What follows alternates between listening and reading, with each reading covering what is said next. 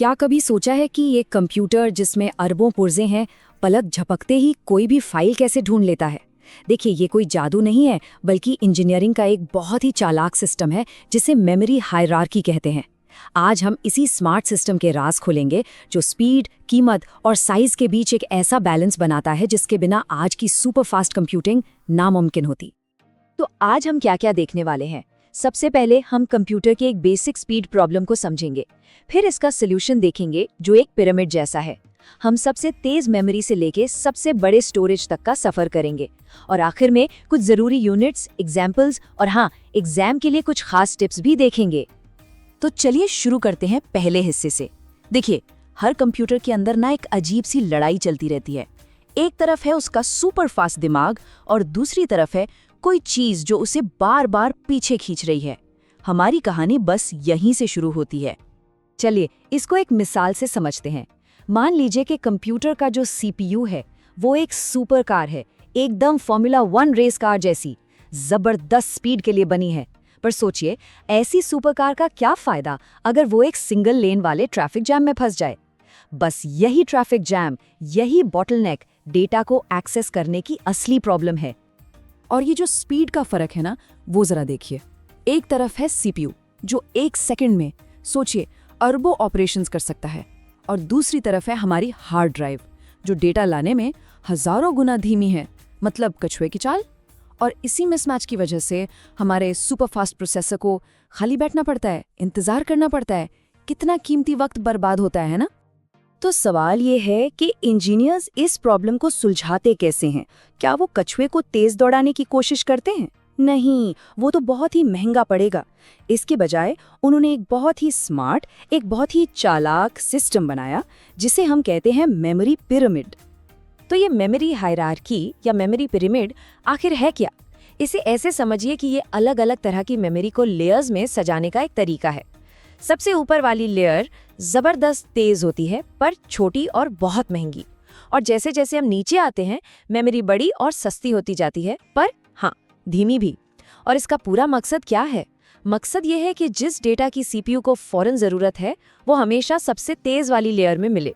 इससे सिस्टम को लगता है कि उसके पास एक बहुत बड़ी और सुपर फास्ट मेमोरी है, जबकि असल में ऐसा है नहीं। ये एक बहुत ही क्लेवर कॉम्प्रोमाइज है।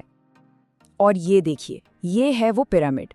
सबसे ऊपर एकदम टॉप पर सीपीयू के बिल्कुल पास होते हैं रजिस्टर्स और कैश, बिजली से भी तेज लेकिन बहुत छोटे और बहुत महंगे।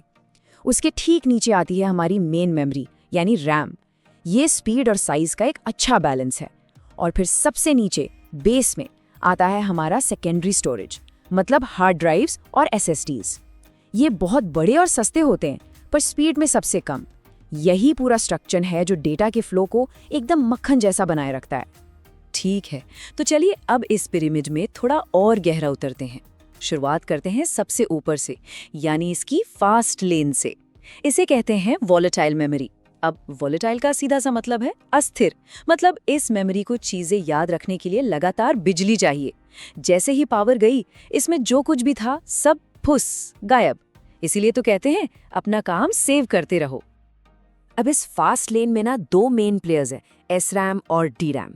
एसरैम जो कैश में यूज होती है, उसे समझिए सीपीयू का अपना पर्सनल छोटा सा नोटपैड जो बिल्कुल उसके हाथ के नीचे है, सुपर फास्ट पर छोटा। और डीरैम जो हमारी रैम है, वो समझ लीजिए उसी कमरे में एक बड़ा सा व्हाइट बोर्ड है। तेज तो है पर नोटपैड जितना नहीं। और हाँ, इनकी स्पीड, कीमत और साइज का ये जो फर्क है ना, ये एग्जाम्स में अक्सर पूछा जाता है, तो इस पर जरूर ध्यान दें। तो फास्ट लेन तो हमने देख ली। चलिए अब पिरामिड के बेस की तरफ चलते हैं, यानी परमानेंट स्टोरेज की दुनिया में। इसे कहते हैं नॉन वॉलेटाइल मेमोरी। मतलब ये वो जगह है जहां बिजली जाने के बाद भी डेटा एकदम सेफ रहता है, डिलीट नहीं होता। परमानेंट स्टोरेज में एक बहुत ही खास टाइप है रोम, यानी रीड ओनली मेमोरी। और ये भी टाइम के साथ काफी बदली है। पहले आई पी रोम, जिस पर सिर्फ एक बार ही कुछ लिख सकते थे। फिर आई ई प्रोम, जिसे मिटाने के लिए यूवी लाइट की जरूरत पड़ती थी। सोचिए कितना झंझट।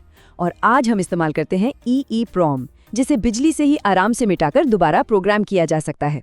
अरे हाँ, स्मार्टफोन में जो फर्मवेयर अपडेट्स आते हैं ना, वो इसी की वजह से मुमकिन है।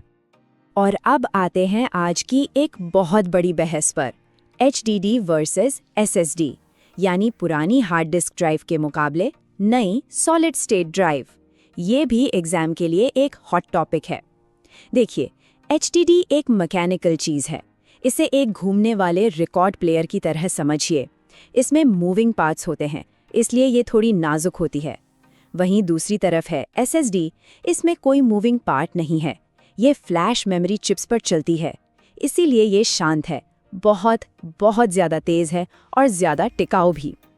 वैसे सेकेंडरी स्टोरेज में ऑप्टिकल डिस्क को कैसे भूल सकते हैं? ये चार्ट देखिए, ये दिखाता है कि टेक्नोलॉजी कितनी बदल गई है। याद है वो सीडीज जिनमें बस एक म्यूजिक एल्बम आता था? फिर आई DVDs जिनमें एक पूरी मूवी आ जाती थी, और आज है ब्लू रे जो 25 GB से भी ज़्यादा डेटा रख सकती है। ज़रा CD और ब्लू रे के बारे में फ़र्क देखिए, ये एक ज़बरदस्त छलांग है स्टोरेज कैपेसिटी में। ऑल राइट, तो हमने पूरा पिरामिड समझ लिया है। अब आखिरी सेक्शन में इन सारी चीज़ों को एक साथ जोड़ते हैं। हम मेमोरी की यूनिट्स को देखेंगे, असल ज़िंदगी में ये कहाँ कहाँ मिलती हैं ये जानेंगे, और हाँ, कुछ ज़रूरी एग्ज़ाम टिप्स भी लेंगे। मेमोरी को समझने के लिए उसकी यूनिट्स को समझना बहुत ज़रूरी है। सबसे छोटी यूनिट है 1 बिट, यानी 0 या 1। जब 8 बिट्स मिल जाते हैं तो बनता है 1 बाइट, और फिर सीढ़ी चढ़ते जाइए, किलोबाइट, मेगाबाइट, गीगाबाइट, टेराबाइट और उससे भी आगे। एक ज़रूरी बात याद रखिएगा, कंप्यूटिंग में हर स्टेप 1000 का नहीं, 1024 का होता है। ये सीक्वेंस एग्जाम के लिए बहुत ही ज़रूरी है। तो चलिए, अब इन सब थ्योरी को असल दुनिया से जोड़ते हैं। ये सब मेमोरी आखिर होती कहाँ है? देखिए, रजिस्टर्स और कैश वो तो CPU चिप के अंदर ही होते हैं। रैम वो लैपटॉप या फ़ोन के अंदर लगी मेमोरी स्टिक्स हैं। रोम, अरे वो टीवी के रिमोट या वॉशिंग मशीन के अंदर के छोटे से प्रोग्राम में होती है। और SSD या HDD वो तो कंप्यूटर या गेमिंग कंसोल की मेन स्टोरेज ड्राइव है। ये सब हमारे आसपास ही है। और आखिर में, अगर इस पूरे टॉपिक को एक लाइन में समेटना हो तो वो ये है कि मेमोरी हायरार्की का मकसद बहुत सीधा है, सबसे कम कीमत में सबसे तेज मेमोरी एक्सेस देना। बस यही है वो चालाक समझौता, वो क्लेवर कॉम्प्रोमाइज जिसकी बात हम शुरू से कर रहे हैं। एग्जाम के लिए इससे बेहतर टेक अवे और क्या होगा? और ये पूरी बातचीत हमें भविष्य के एक बड़े सवाल पर लाकर छोड़ देती है।